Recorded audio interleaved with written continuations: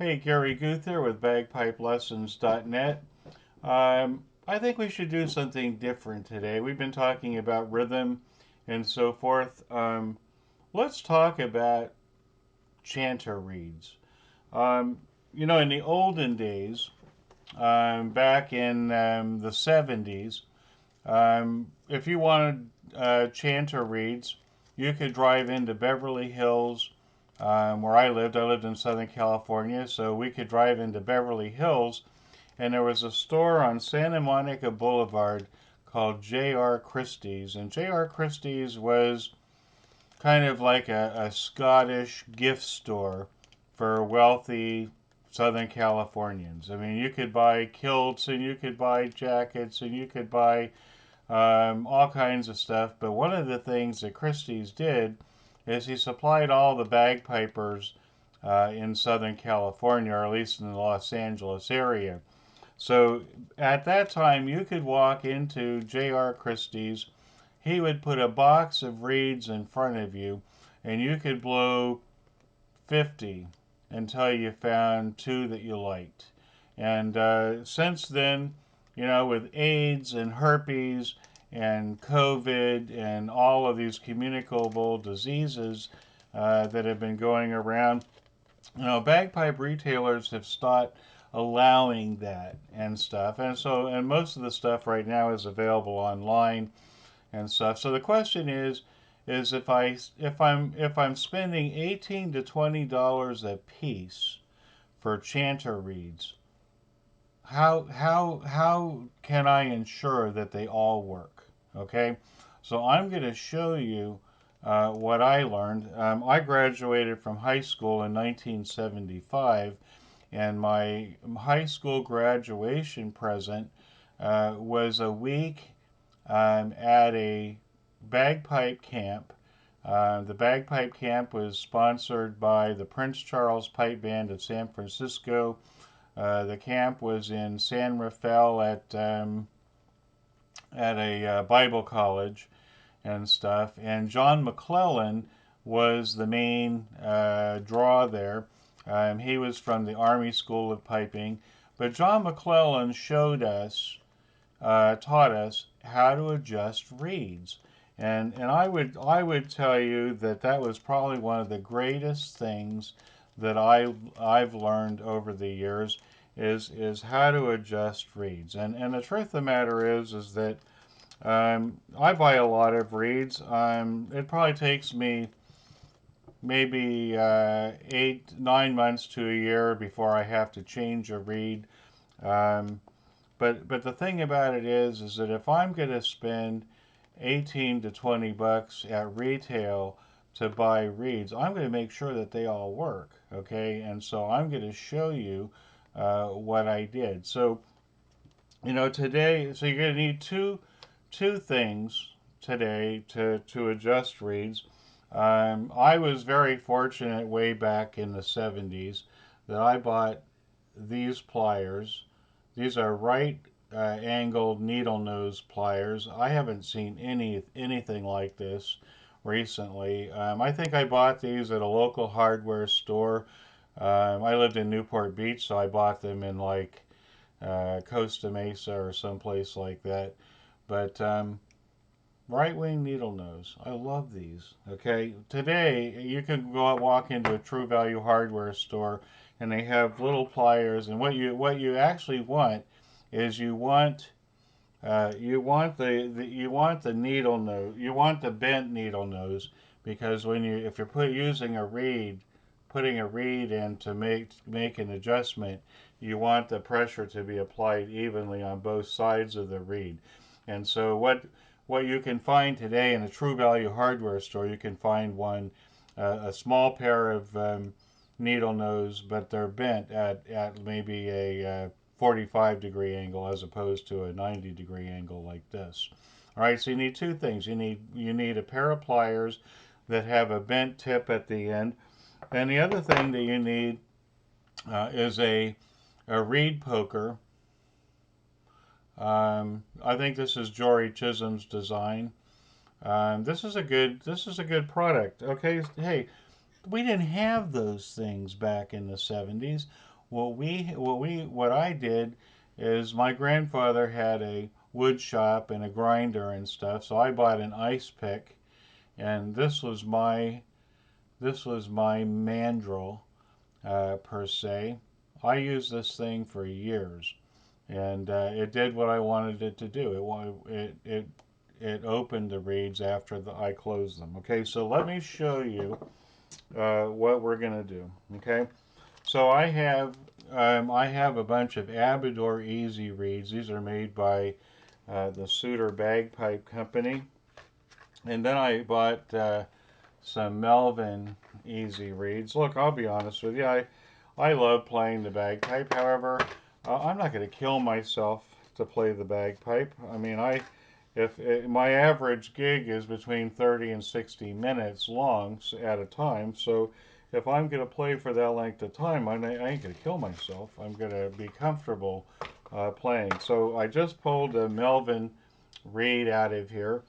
I'll just pick a random Abidor reed, and I'm going to show you what we do with them. Okay?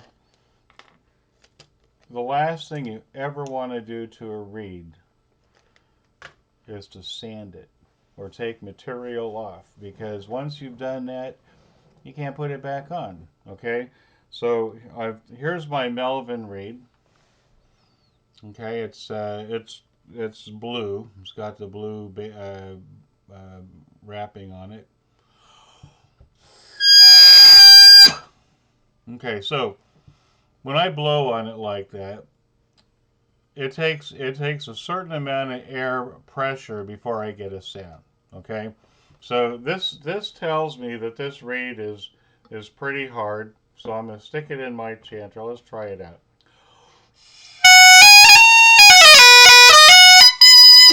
Yeah, that's really hard. Okay, so I'm gonna make it easier, and because I didn't have the opportunity to blow this reed and a bunch of others before I bought it, I'm going to take my pliers, I'm going to put it on the wrapping right below the cane line, and I'm just going to squeeze it a little bit. Okay, so squeak, that's a squeak. That means easy, and a squawk means hard. A squawk sounds like this. So you get kind of a raspiness on it. Let's see how this feels now. Let's see.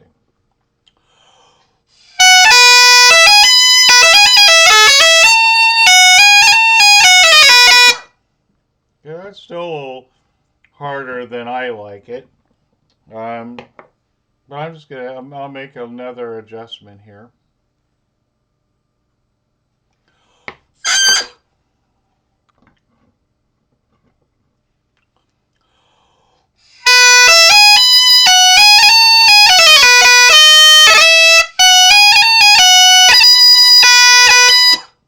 Now, I could probably play that. Okay. Um, the only thing I might do, and you might get a lot of people say, oh well, you shouldn't do this. The only other thing that I might do to make this reed easier to play is I might get it wet. Okay.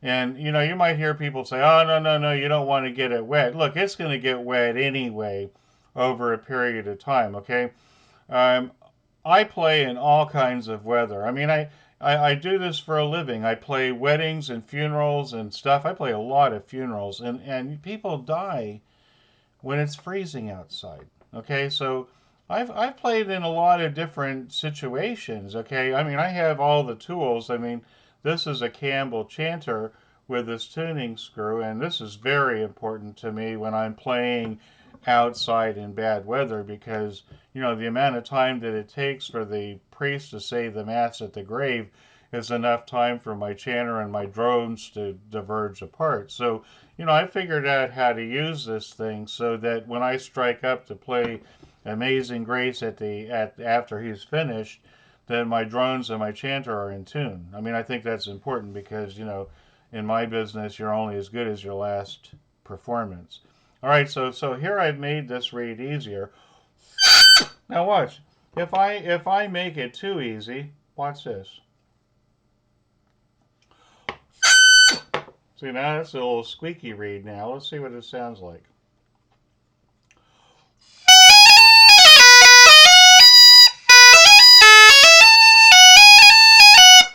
That's not bad.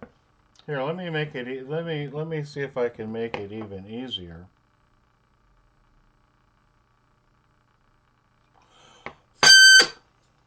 Well, this should be really easy now.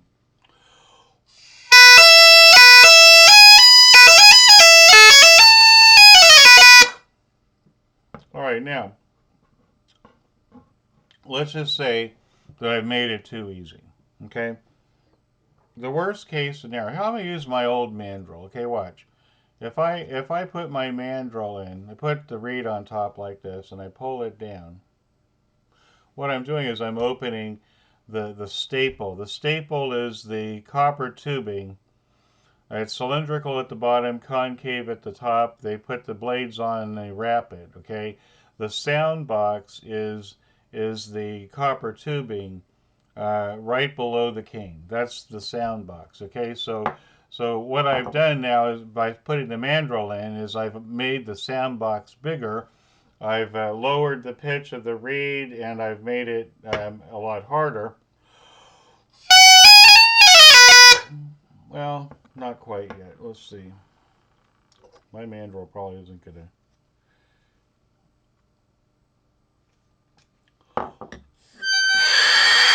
Oh, so that's a squawk.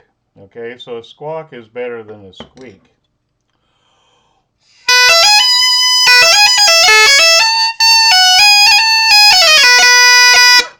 So I might keep that one and play it just like that. See, so what I did is I closed it. But learning to adjust reeds is like learning how to tune.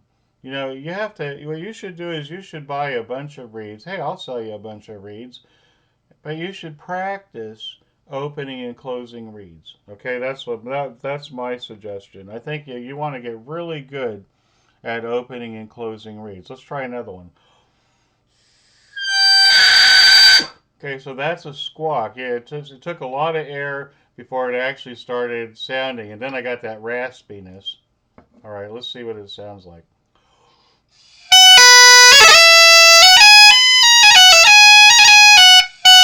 It's a little sharp on the top. Let's close it and make it easier. Let's see what happens if I do that. Okay, so I'm just again I'm just squeezing here, and you're going to learn how to feel the staple closing in the palm of your hand if you practice enough. Okay, here, so now it's squeaky. Let's see what it sounds like.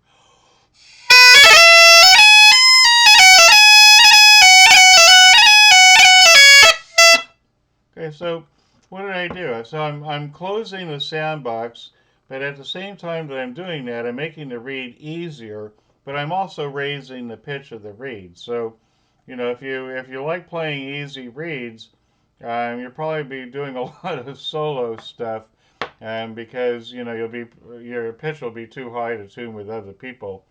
But if you're playing with a group of people, you might open the reed a little bit.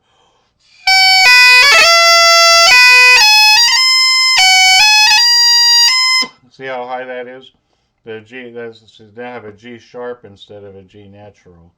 All right, so now I'm going to open it back up. Here I'll use Jory's reed poker. This is a great tool. This is these have come a long way in 50 years. Like I said, we didn't even have mandrels and reed pokers way back when. Again, I had to make my own with an ice pick.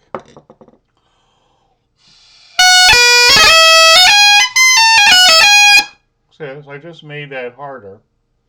Okay, now I can adjust this reed like this until the cows come home, and I'm not damaging the reed. The only way you damage a reed is if you break it. Okay, how do you break it? by pulling the chanter out of the stock too fast, not paying attention to what you're doing. These are 18 to 20 bucks a piece, so you want to be really careful when you do it. Here we go. Let's try it again.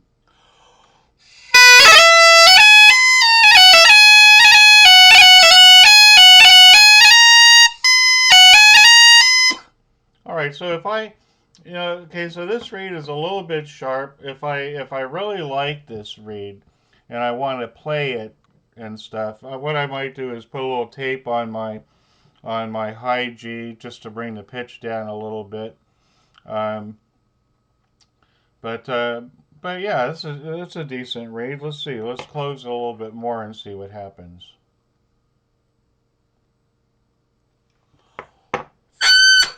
Yeah, that's a little squeaky one now. Let's see.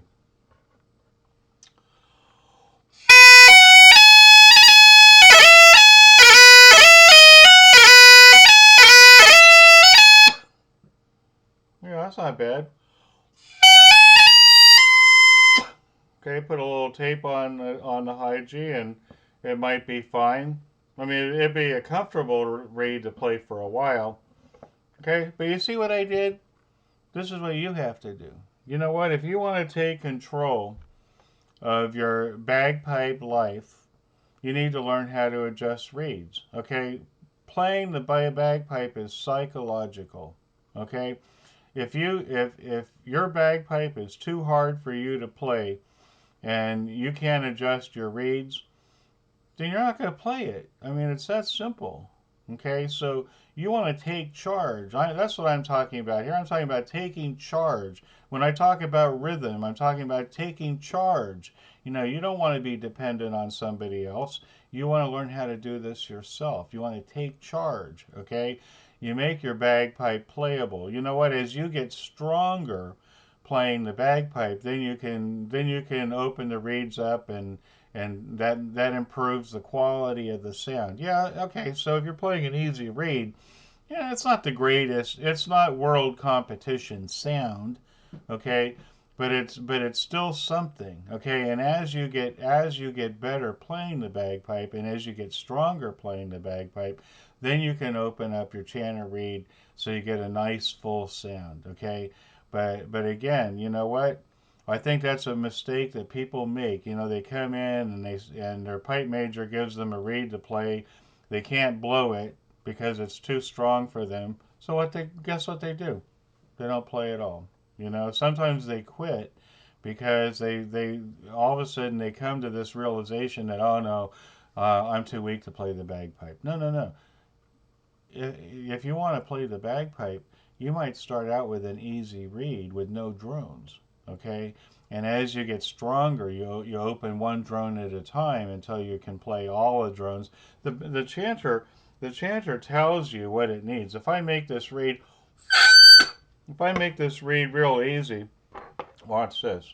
So I'll make the reed real easy. Okay, now listen to the bottom.